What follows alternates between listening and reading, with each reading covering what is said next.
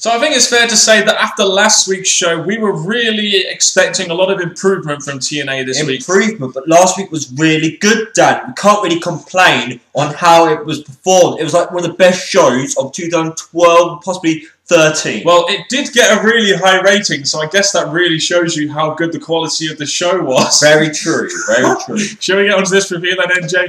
Oh, yes. Oh, by the way, this guy sitting next to me is NJ, in case you didn't know. What's up? And this is Mr. Parkin! Hey, I even had someone else do my intro this week. Thank you. Parkin! Even twice. Subscribe down below, like the video down below, and comment your thoughts down below. And make sure you contact us in the links in the description box below. We're the British Fist, people. Ka-ching! The British Fist, the best damn TNA reviewers out there. Some might say, some may not say. Excuse the Oasis pun there. And like I said earlier, we really expected a lot of improvement on this show going into Genesis, seeing as this was the go-home show. We really wanted TNA to sell us on this pay-per-view because right now, we really weren't that sold on Genesis at all, especially now since they're going to a 4 pay-per-view a year system now. The thing about this quickly is that with Genesis, yes, it may not be the biggest of pay-per-views, but the fact that it's still one of your, as Dan just said, and we'll probably go into more detail in a later video, they need as much emphasis and build on the actual minus pay-per-views they have left. Indeed. But we had a much hotter crowd tonight, a much hotter crowd would really just create a much better atmosphere. For I think the crowd last week was a bit meh, personally. But we had a very strong opener to the show this week, or at least a solid opener. You open up with Sting, Samoa Joe and Angle, Sting, the Killer and the Shooter. While we missed Sting's promo, they pretty much want to know what side Anderson is on, and even though Anderson pretty much just stood there at ringside last week and showed no allegiance to anybody. Yeah, because following last week, we knew that the involvement was going to be about Sting, his return, that weren't spectacular in much ways. But we got, obviously, the group forming something they've had a past with the Ace and Eights, all in the ring, setting up what was to come. And Anderson comes out to the ring talking about how Sting replaced him with Bully Ray, and he was never there for him. And he does actually have some pretty good points. You have Angle and Anderson getting on the mic together, and they end up having a little conversation. The commentators tease a match between the two later. You know, it seems to me like Anderson is aligned with the Ace and Eights. So if he is aligned with the Ace and Eights, why did he just stand there at ringside last week and do absolutely nothing? Yeah, he didn't mention the fact that he got involved with Sting, nose to nose, shoulder to shoulder, however it was, but it really wasn't emphasised or like Anderson had impact on that night. The thing I like about this is, yes, the Ace and Eights may be failing, but with him being involved in the Ace and Eights versus TNA, at least he can get TV time, some big matches against the big wrestlers of TNA. I'll say this, he moaned at Sting because they didn't help him out, but then again, he's a bit of a hypocrite because he didn't help the Aces and Eights out when they were getting dominated by Sting. So, I don't know, just still thought. But a solid opener wouldn't set up our main event match, though. We'll get more to the main event when it comes. Kenny King versus Zema Ion in the X Division tournament. Zema Ion was already in the ring, so you pretty much knew who was going to win this one. This is a very quick match. I really wish that the X Division guys would get a bit more time to showcase themselves in the ring. It seems to me like they just get told to go out there and hit all your spots in 3 minutes and finish, and it's a little bit disappointing. Because this is the thing, this is what I was stating during the show. When I first started watching TNA, it looked like at least the X Division had quality matches, good spots, good moments. As time went on, especially to now, the X Division doesn't seem to be as good as it once was. Hopefully we should get 2 good X Division matches at the pay-per-view. We're going to have Christian York versus Kenny King, 2 pretty accomplished wrestlers in there in the final of this tournament, and then one of the winner going on to face RVD. So hopefully to compensate for that, we'll get 2 good X Division matches at the pay-per-view. That's all I'll say. Like we said, TNA are doing 4 major pay-per-views a year now. Not really sure what's going on with it until we find out the news. We will address this in a later video, as NJ said. All I'll say now is my initial thoughts. It is a nice direction for TNA to go in, especially if they're going to focus more on their TV shows. That's all I'll say for the time being on that one. Well, I think at the minute, TNA are going to come up with as many ideas as they can to try anything to help their show get focus and time to give them what they need. But with this, I can see the good, but also I can see the bad. But like I said, once TNA have given us more information, or by the time our next video comes round, we'll give you more details there. We will indeed. In the next segment, we have Robbie T and Mr. Hedgemarker teaming up versus Tara and Jesse Goddard. because this is going to help the pay-per-view. Well, yeah, I mean, they might do Teschmacher versus Tara. Oh, no, they're not going to do that because they're going to have a #1 contender 5 knockout gauntlet match at Genesis because much like WWE, they're not writing for their knockout division right now, unfortunately. That's how it seems to us, just saying. So, yeah, this match was there. Robbie T gets the victory, and he starts doing more dancing and stuff in the ring. And it seems like they're pushing Robbie T as a face now. And I must admit, at least he's showing some kind of personality. Hey, he managed to woo Miss Teschmacher. For any British guy to woo someone like Miss Teschmacher, they're doing pretty damn good. That's true. The best way to get a heel to a face is have them dancing in the ring, turning on their tag team partner, and then making out with a knockout. The thing is, as soon as you start doing that, I was thinking, yeah, he's going to clothesline him, he's going to knock him out. But then he started dancing, I just thought. So it's a nice trend in TNA, isn't it? That the British guys, and they always go out with American girls. You've got Magnus, who's going out with Mickie James in real life, and you've got Robbie T wooing Miss Teschmacher. There we go. And I'll tell you this, though, with TNA, once they start doing this 4 pay-per-view a year business, filler matches will not be tolerated on any basis whatsoever, seeing as you have various months to build up. So any matches like this in the future, we're not going to tolerate. To be honest, I think the filler matches are going to continue because, let's say they've got about 3 months from one pay-per-view to another. It's going to be a struggle to keep pay-per-view build going, I think, for TNA. So I think we're going to get more filler matches because of this. I think, to be honest, they'll probably do a couple more like big shows like they did with the 1-3-13 show. So they'll probably have a couple, like one big show in between each pay-per-view, kind of do it that way to try and pop some kind of rating. But anyway, more on that in the future. Yeah, so we don't really know what's going to happen with the knockouts. There's a normal contendership match, and that's all we really know about. Couldn't have done this on TV or in the build-up. Who knows? The gut check next. They introduced a little tweak to the gut check this week. They had 2 gut checks facing off in a match. Not really sure why they had this on the Go Home show when, you know, they had to focus on, I don't know, building up the Big 4 pay-per-view. But the thing is, I do like bringing new talent, but I've got a perfect tweak for this whole gut check thing. Get rid of it, because to be honest, they're not the amount of gut checks they've had. How many of them are actually focuses on the TV shows now? How many? Joey Ryan, Christian York, so 2. And how much have they had?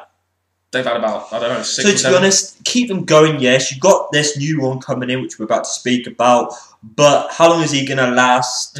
So at the minute, until you actually show us that you're going to pay attention to your gut check winners, I don't really see the point of continuing it every month. I do see what you're saying here, though. Jay Bradley versus Brian Cage. I've seen Brian Cage a lot in PWG. My first thought of seeing Brian Cage was that he had some sort of mainstream appeal. And Jay Bradley, to me, seems like a pretty damn good heel, in my opinion. So when I saw these 2 face off, I was, really looking forward to it. So you have Bradley, who was the heel, winning the match with the lariat after Cage misses his discus clothesline in their respective finishing maneuvers. It went about 3 minutes, which wasn't really that long. It's kind of theme of a night for a lot of these matches. But either of these 2, I think, could have some kind of benefit to TNA, really, in my opinion, from what I've seen of them on the independents. So Cage lost? Cage lost, yes. So that must mean that he's out now? No, they go to the judges next week. I don't know how it works. I believe they go to the judges next week. I don't think the winner gets a contract. I thought the loser would go to the judges next week, but we'll find out. But this, I guess, it's something different to concept. But this match, yes, it was 2 new wrestlers, but I don't think this was the best match. But for 2 gut checks who are on a big stage, 3 minutes, I'm not sure if I should say that's good enough or not. Probably should have had more time, but there we go. It was a bit of a theme of the night throughout this first hour, just really quick matches. Then we had Joseph Park as a wrestler calling out Hulk Hogan. Now, I just want to mention this. Joseph Park spent 1 month at wrestling school and graduated, by what it sounded like to me. So what does that say about the rest of the OVW guys in there that have been there for maybe a year or 2 years or maybe even more? It shows that Joseph Park, a lawyer, can go in there and graduate after a month, or whoever he is, Abyss could be. And what does it say about the rest of the gut? What does it say about the gut check guys? What does it say about the guys in OVW? I'm just saying. I just think it's stupid storyline. Yes, you may find it entertaining, but yes, you might have brought up that point. But the fact it's storyline, the fact it's probably Abyss, not Joseph Parks, I think they just rushed that just to get to the point. As for a match, the first thing I want to say I did like about this was it was another way to get Hogan to have another segment on TV. He just seems to get a lot of segments on TV nowadays, doesn't he? Yeah. Basically, Joseph Park wants another match with the Aces and Eights members, and Hogan grants the match. And looks like at Genesis, we're going to get Joseph Park versus Devon. Yep.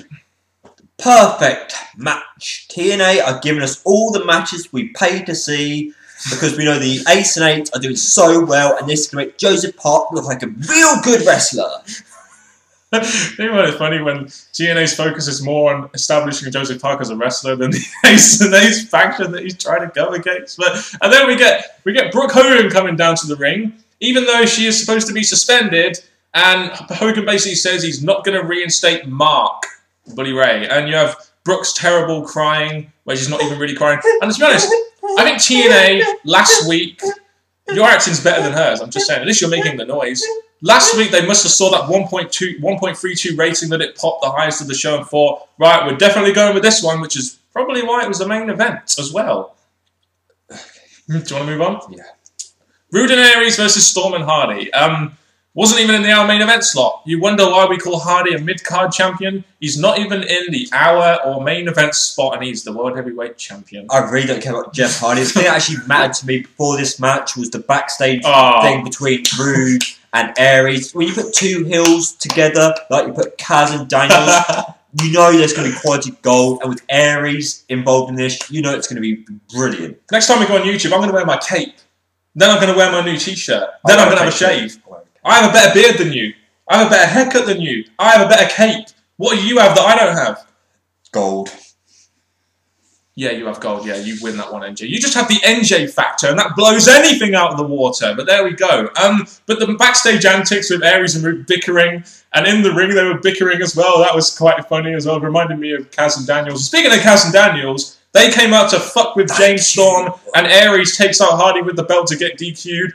And then we have Aries and Roode fighting over the championship. It kind of reminded me of, I am the world champion. But I loved how Bobby Roode just chucked Jeff Hardy's belt to the side. He didn't give a fuck about that one, did he? He wanted his world title. It really proved that that belt is just a joke for Jeff Hardy. But the thing I liked about this match is that the heels were really strongly booked in this. And it really was good to see because like WWE and sometimes TNA in some cases, the faces always get the highlight, the main focus.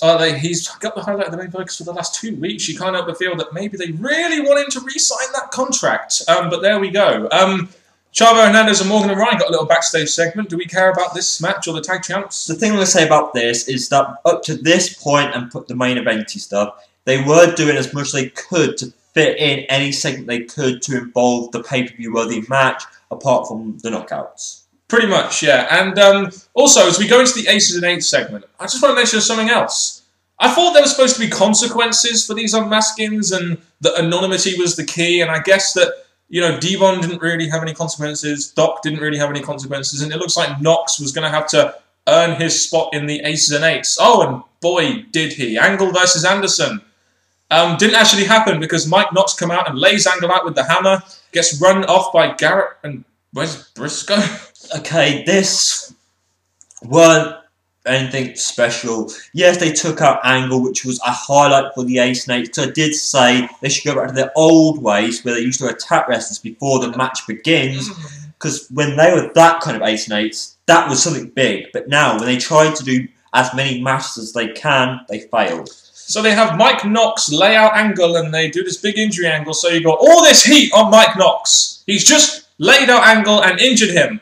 But then you have Sting coming out saying that he wants a piece of Knox. They have a match and Sting wins. Let's face it, guys. However way you look at it, Sting is 53 years old. Mike Knox is a jobber. So you should have known who was going to win this one. But at the end of the day, you have Mike Knox who's got all this heat from what he's done to Angle, and then he loses to Sting. And this is another reason why we don't care and we don't take this Aces and Eights angle seriously, because they always lose. I look at this match and you have like when Doc mask was removed, at least he went on some kind of run to look dominant.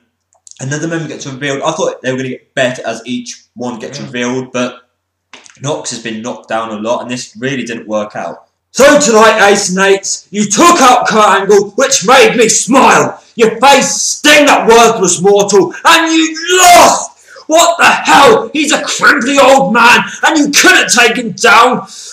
Damn long you let me down each every week. And then you had Brooke Hogan in the palm of your hands and you let us slip out to Bully Ray of all people. Bully Ray is nothing compared to you, but let me just tell you this. Maybe Fool Killer should have you as his boys because you let me down. I swear, Ace and Eights, the end is near. Mark my words.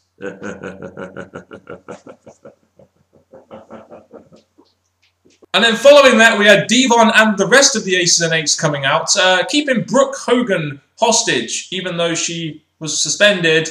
And then we get Bully Ray coming out to take out the members of the Aces and Eights to get his girl back, because he loved her, despite coming out from the back, being suspended. You know, the biggest thing I would have done to at least added this bit more interesting is because you still had 3 members of the Aces and Eights in the back masked. I would have secretly had one of those masked ones, you know, because Bully Ray tweeted that he do something shocking, surprise the world. I would have had him secretly as one of the Aces and Eights, and he was using Hogan, Brooke Hogan, to get at Hogan. That would have been awesome, but instead we got this.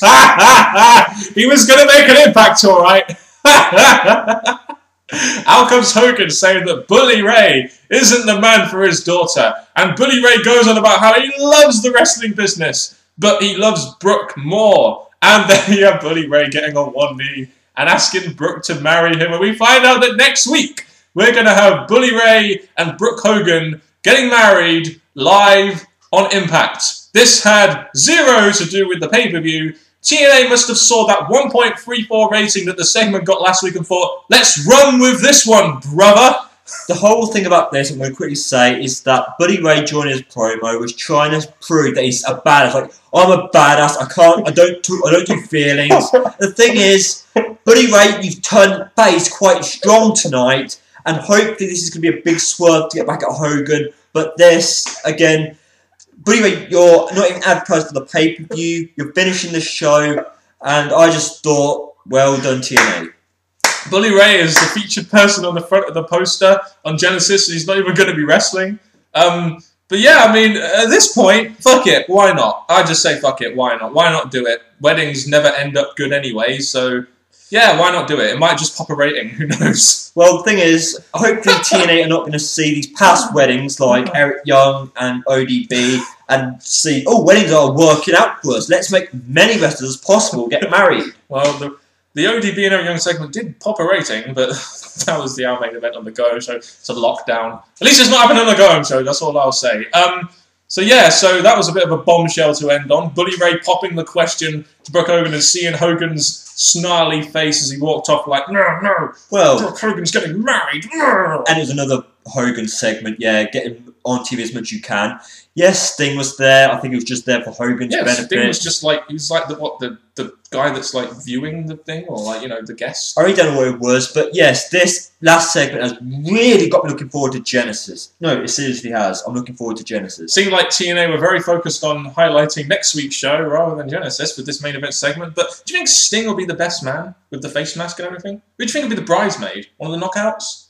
Do you think they're going to get Slick in to do the redding, or who really knows? I guess we'll find out next week. What are your overall thoughts on this show then, NJ? Better than last week. It had to be. Last week was terrible. Oh, yes. And the thing about this week, again, I didn't really feel like, yeah, we've got a few more Genesis matches. Not really announced, they were made through the rundown. Yeah. But other than that, I didn't really feel that this was really a Genesis pumped up. Yes, it covered nearly all matches apart from the knockouts, but at least it was better than last week. It had to be better than last week. I felt that show was terrible last week. At least this one kept me awake and kept me partially entertained throughout. There was some build for Genesis. Am I excited for Genesis? Not really, not too excited. You'll hear more of our thoughts on Genesis in the preview video that we'll put up on Saturday and also on tnasylum.com. Overall, I thought the show was okay. It was just okay. I'd like to hear your thoughts on the show this week and what you thought of the build to Genesis. And Bully Ray popping the question to Brooke Hogan, people. And all you TNA silent people, please give your feedback on the British Fist. Ka-ching. I didn't do it right, did I? Let's do that again. Ka-ching. That's right, there we go. So thank you very much for watching this video, whether you're on YouTube or tnasylum.com. See you later, guys. Goodbye.